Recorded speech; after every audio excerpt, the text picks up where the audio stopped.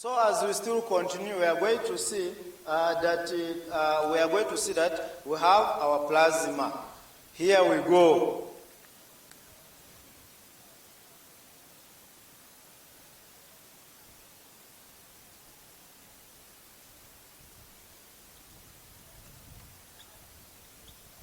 We have our plasma.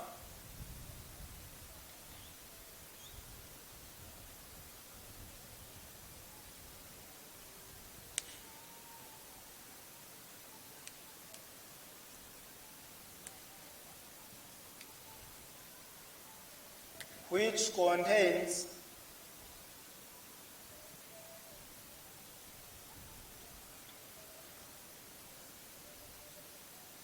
water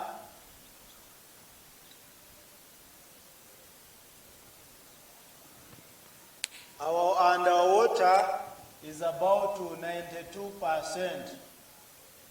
I hope you can see clearly. Our plasma, 92% of its composition is water. This is by weight.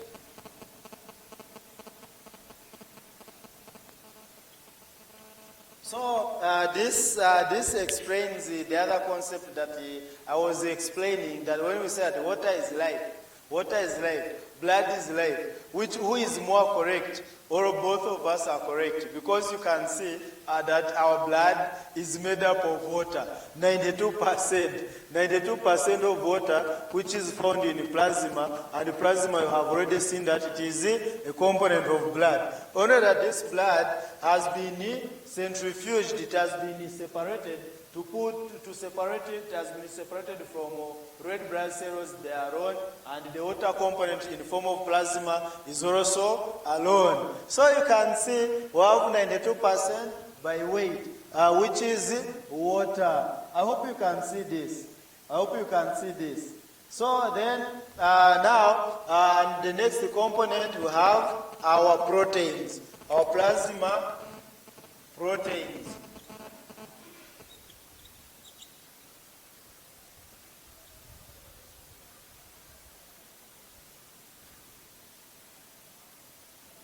And our plasma proteins, we already know most of them. We have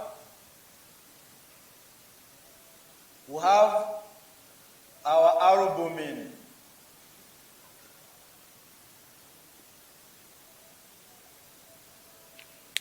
So in terms of the plasma protein, what did I say? I say that plasma proteins, in general, they are here. They constitute which percentage? 7% by weight.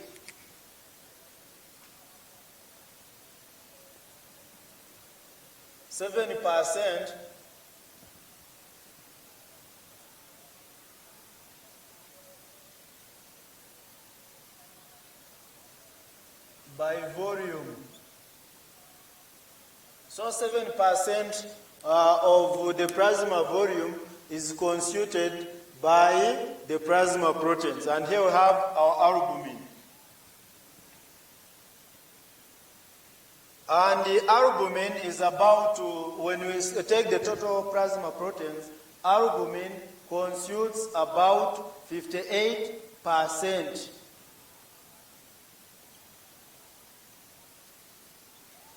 Albumin constitutes about 58% of the total plasma proteins. So we are on this, when you talk in terms of these percentages, we are talking in terms of only proteins. Out of 100%, when we only look at the plasma proteins, the proteins that are found in the blood, out of 100%, only just focusing on the proteins, it means albumin takes the lion's share. It is the most abundant. So don't ignore this. Right now we are just talking in terms of plasma composition. 92% is water by weight. Then by volume still we have 7%, which is taken by our proteins. So 92 plus 7% is already 99%. So the one we are going to see where 1% follows in the others, which we are already going to know. Now when we focus on our proteins, plasma proteins strictly, out of 100%, we are seeing that so far, albumin is taking the lion's share, which is 58%. Then in the second category, we have the globulins. Globulins constitute about 37% of the total plasma proteins. They are the second in abundance. Globulins, we already know the alpha group, we already know the gamma globulins, our antibodies, our immunoglobulins. We already know our beta and alpha globulins. We already know the rest. So we have in the second category, the third in abundance, we have fibrinogen, the other clotting factor, the biggest.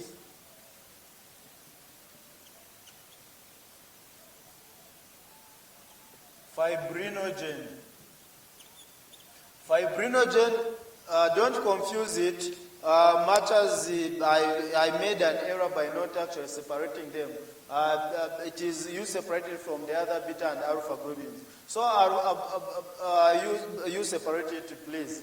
So our fibrinogen constitutes about, in concentration, in plasma, it constitutes about 4%. Constitutes about 4%, and then you have other regulatory proteins that we saw. The regulatory proteins, for example, the complement proteins, we saw them. We also have others that perform the functions of local hormones in as far as signaling and the regulation of the local endocrine functions are concerned. Then those others like the regulatory proteins or the complement,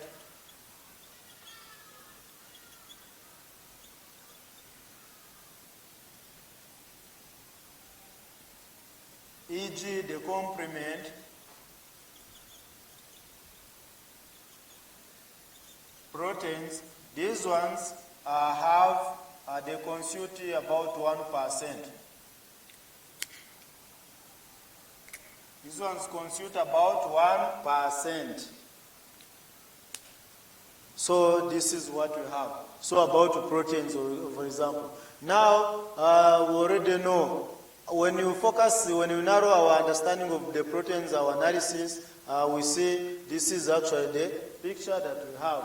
Then, now back to, we have finished the water composition in as far as plasma is concerned. We have finished the plasma proteins. We know 7%. Now we are left with the 1%. 92 plus 7, this is 99. Then we are left with 1%. So, here we have the solutes. So these solutes, it means they constitute, it is self-explanatory, 92 plus 7%, 92% plus 7%, that is 99, then plus 1 to make it 100%. Please don't confuse, I made it clear and I said that these are plasma proteins.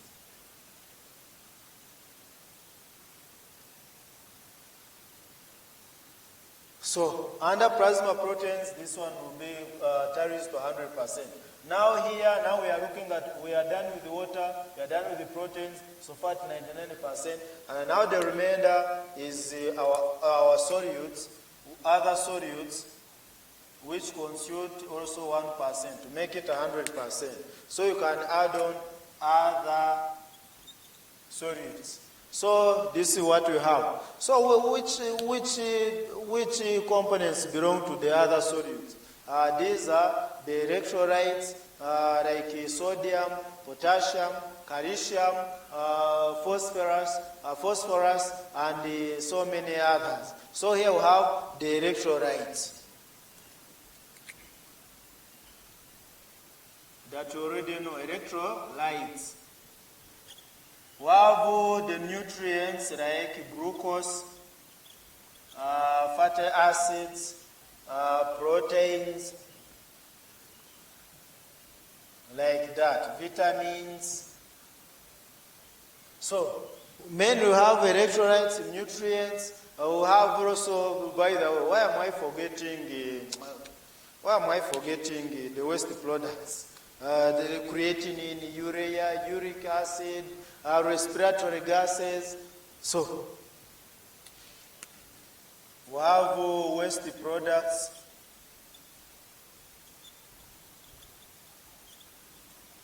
And the respiratory gases. We already know the respiratory gases. So, this is the picture that we have already. So, when we mention plasma, when we mention the liquid, the aqueous solution, which is the component of blood, the whole blood, this is the picture. When we say plasma, it means we are discussing the aqueous solution, the liquid component of blood that has been totally separated from the red blood cells and the white blood cells. Well, the white blood cells might be there, but you remember what they constitute. It's a negligible percentage in terms of the layers. You remember we talked about the buffet coat that comprises of the thrombocytes or the megakaryocytes or the platelets and their white blood cells. Now here we have a plasma. When you go deep into details and you analyze the plasma, it has the dissolved solutes, and together plasma constitutes about 70% of the volume. I mean, the components constitute about 70% of its volume. Then the remainder, which is 92%, we saw that it is water. Water is the most abundant component, the largest component of the plasma. Then followed by our proteins, our plasma proteins, and other plasma proteins. We saw that they constitute 70% of our plasma by volume. Or still by weight, it's okay. Then when we analyzed our proteins, we saw that this albumin is the most abundant with 58%. Globulins, we already know those alpha, beta, gamma, globulins, 37%. Fibrinogen, the largest plasma protein, with which weight? The weight that ranges between 320 to 350 kilodaltons or kDAs. So our protein factor here, 4%. Then the regulatory proteins such as the complement proteins and others constituting 1%, which is here. Then among other solutes, we have seen that we have electrolytes such as sodium, chlorides, potassium, calcium, phosphorus, and so many others. Then we have the nutrients such as glucose, glucose which is a carbohydrate, fatty acids which are lipids, then amino acids which come from protein metabolism or protein catabolism, to be more specific. Then we have waste products like sterile, excess sodium, we have creatinine, we have urea, we have uric acid, we have so many others. Including bilirubin in the form of Fibrinogen. All those are part and parcel of waste products. Then the respiratory gases, carbon dioxide and oxygen. So here we are. So this is our plasma.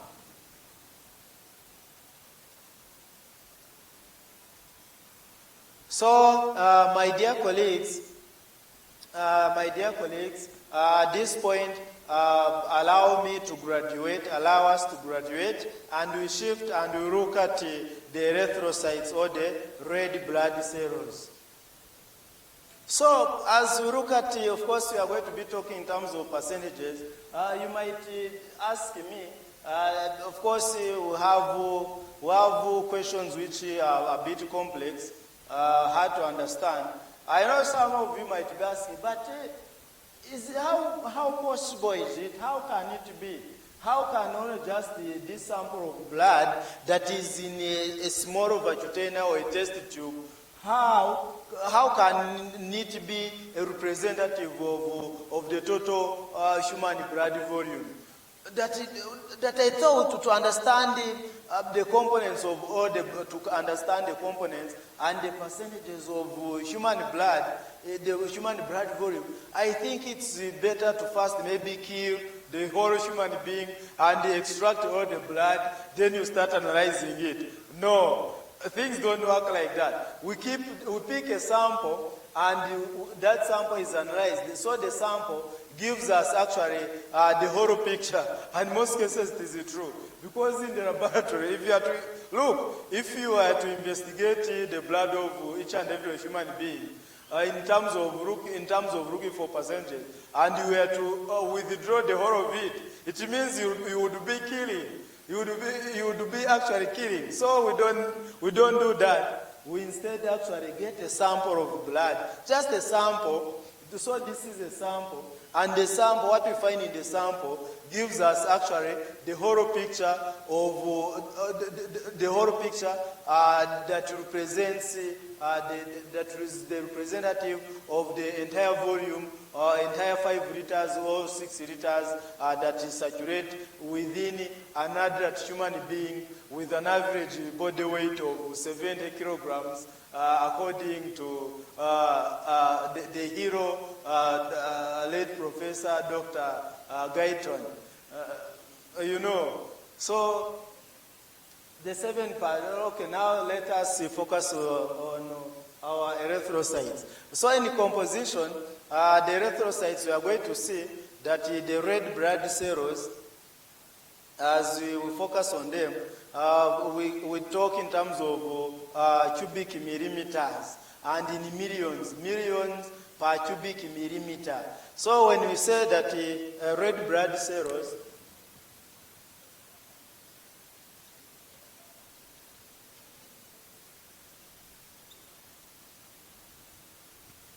or the erythrocytes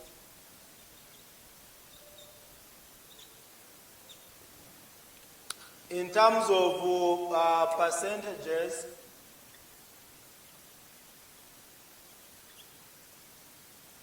we are going to find that an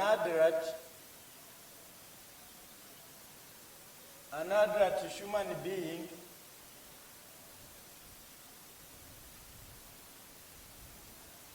has about the range. We usually give ranges. The range is usually about 3.5 to 5.5 million per cubic millimeter.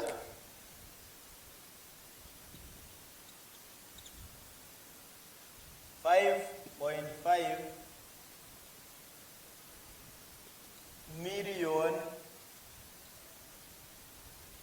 RBCs, red blood cells, per cubic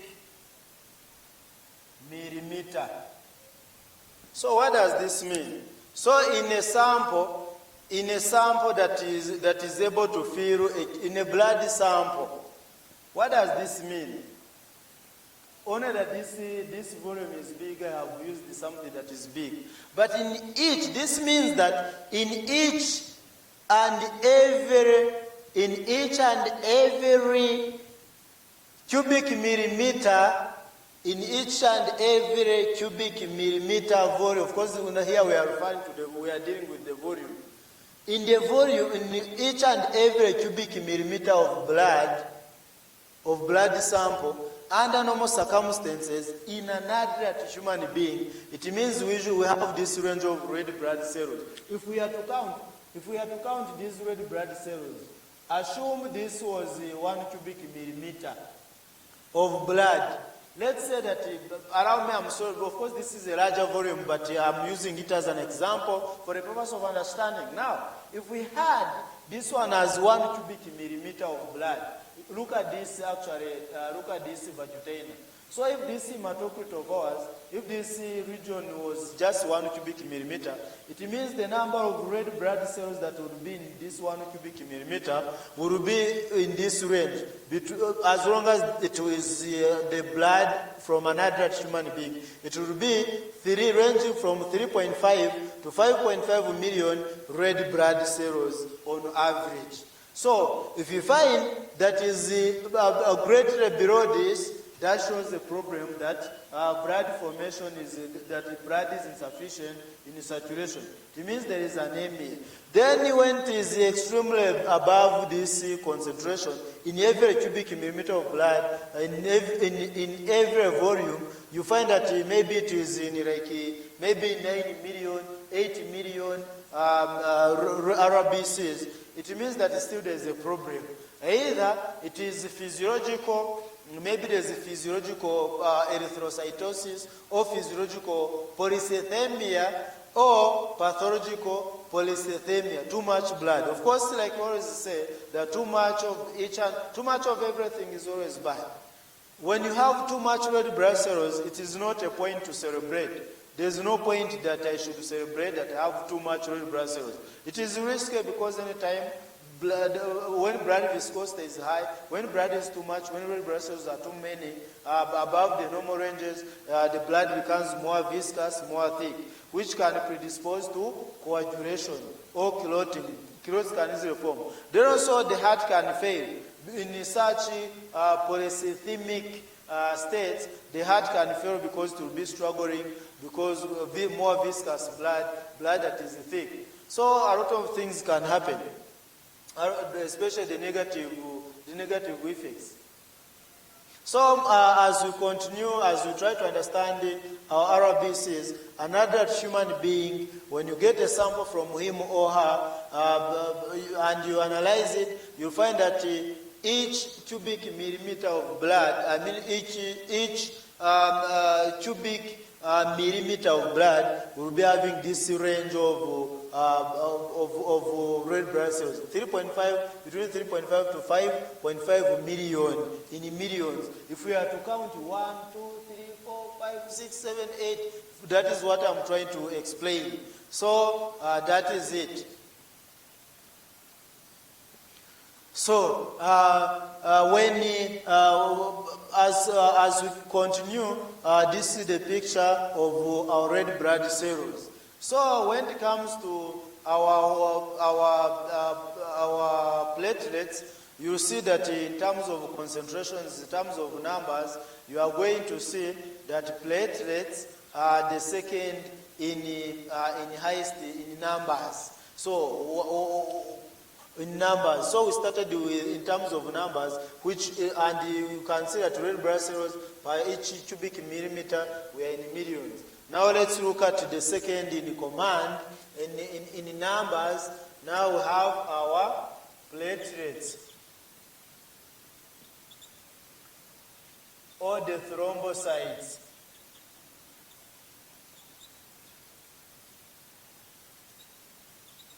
The platelets or the thrombocytes or the megakaryocytes as per the parent cells. So these ones already know they are our erythrocytes or the red blood cells, RBCs. Now the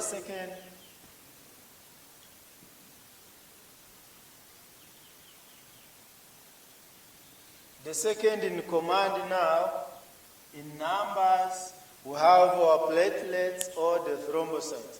You are aware that these are the blood cells that are involved in blood clotting, and as far as blood coagulation is concerned, and the moment they are active, the moment we get any injury that leads to loss of blood, that loss is curtailed or cut short by the action of our platelets together with the clotting factors that you already know. So the platelets, each cubic millimeter of blood averagely contains about 150,000 to 400,000. Okay, about 150,000 to 450,000 platelets.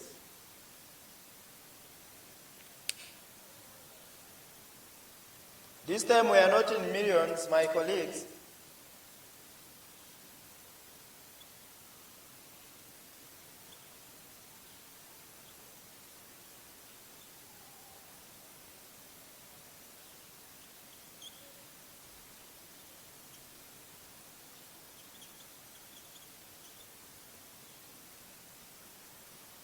So,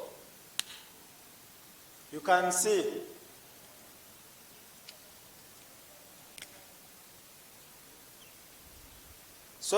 when you look at our platelets or the thrombocytes, for them, they are not in millions, but in thousands.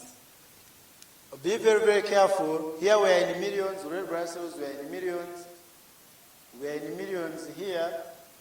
But when it comes to the platelets, we are in thousands. So don't never confuse our information here and you distort it and you start actually creating information that I did not give you. And they said, the other man he likes giving poisons, that he poisons, he gives wrong information.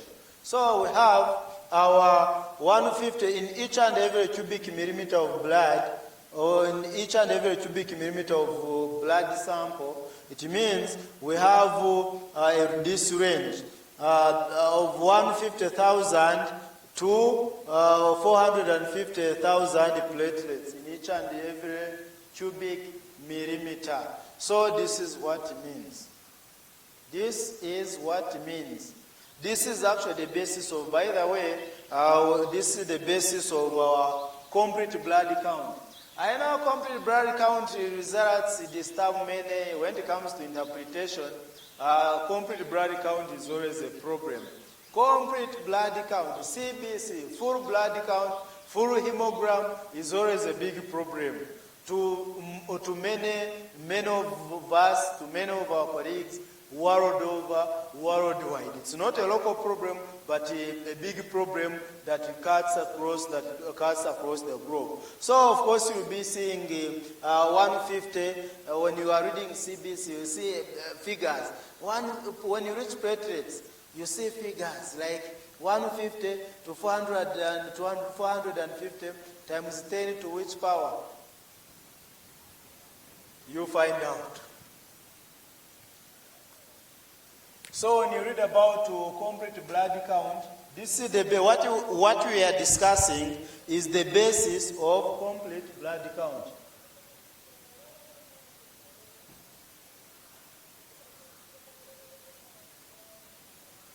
Which is CBC. Or it can be full blood count. It can also be full blood count or full hemogram. Full blood count or full hemogram. It can be complete blood count, it can be full blood count, it can be full hemogram. So this generally, this is the basis of CBC interpretation. This is our basis of complete blood count interpretation. I hope we are together. So when we take all the percentages, when you look at also the white blood cells, we are going to see that for them they are in actually a few thousands collectively.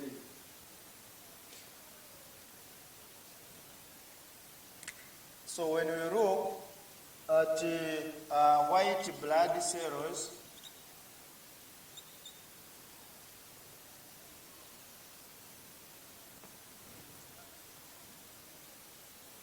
when you look at white blood cells or the leukocytes,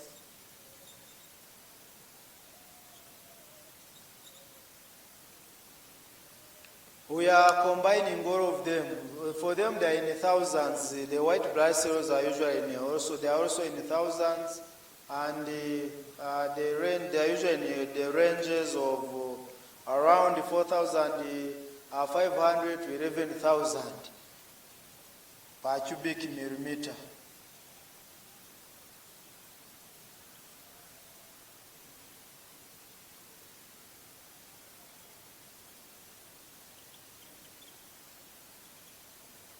per cubic millimeter of blood. So here we are.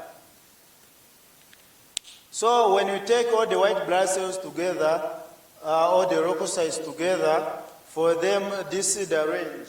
The range is usually between 4,500 to 11,000 white blood cells per cubic millimeter of blood.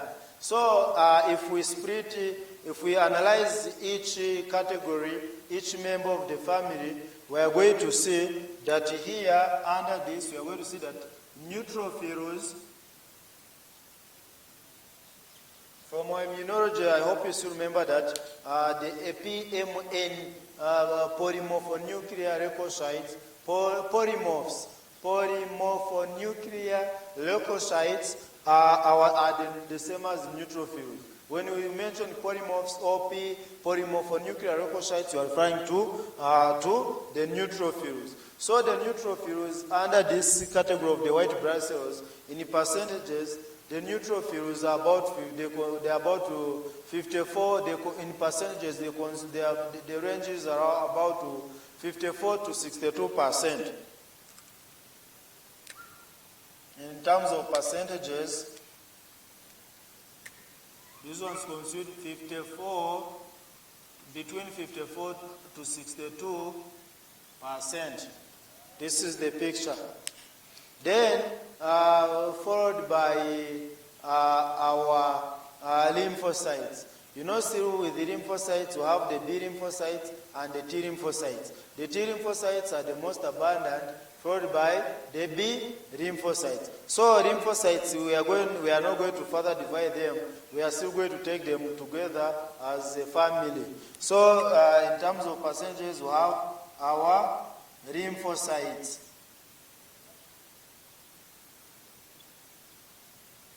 For them, in percentages, they are the second in command or in numbers, and they constitute about 25 to 33%.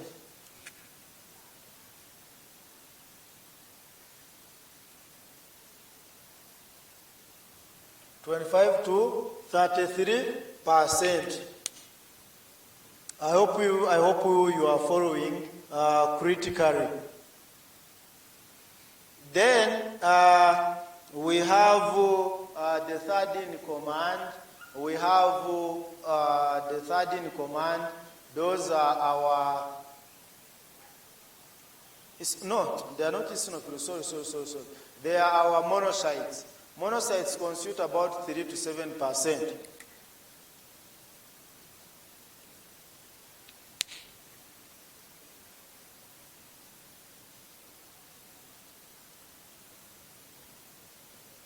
We have our monocytes. These constitute about 3 to 7%. So our monocytes, in terms of abundance, they fall in the third position. And then in the fourth position, we have our eosinophils, which constitute about 1 to 3%.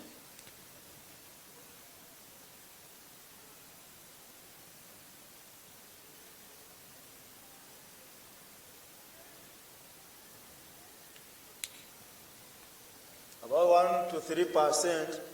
And lastly, we have our basophils, which constitute about 0.3 to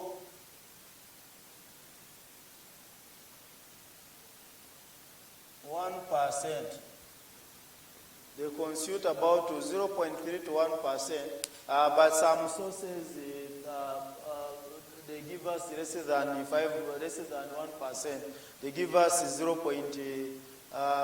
they give us about 0.3 to around 0.75%. Others give us 0.8 up to 0.8%. But we can go with this 0.3 to 1%. So So depending on the source, but when they ask you that which white blood cells are the least abundant in circulation, you need to know that they are basophils, the least abundant. The most abundant white blood cells or leukocytes in circulation, we have neutrophils, which constitute or which take the lion's share of 54 to 62%, followed by lymphocytes in that category, in this category, like that. So this information about blood, about hematology that we are discussing, please note it carefully and seriously, because it is going to enable us to understand the basics of complete blood count result interpretation, complete full blood count result interpretation, or full hemogram. So this is the basis of our this is the basis of our CBC interpretation. So when you see too much, for example, we already know when you have too much, when you have levels of red blood cells in less than that are falling actually that are falling below 3.5, it means there is a problem. There is anemia. There is anemia. So at this point, my dear colleagues, allow me to use, now that you already know we have gone far in our information, we can now use some clinical terminologies in relation to diseases. I need to finish this within this sub-chapter, because in most cases we are disturbed by this information when we are interpreting the laboratory results. When we are interpreting the laboratory results worldwide, we always get problems. Now, before we go further, allow me to give you the clinical aspects and the clinical correlations in as far as these figures and values are concerned in relation to our blood cells in general. Now,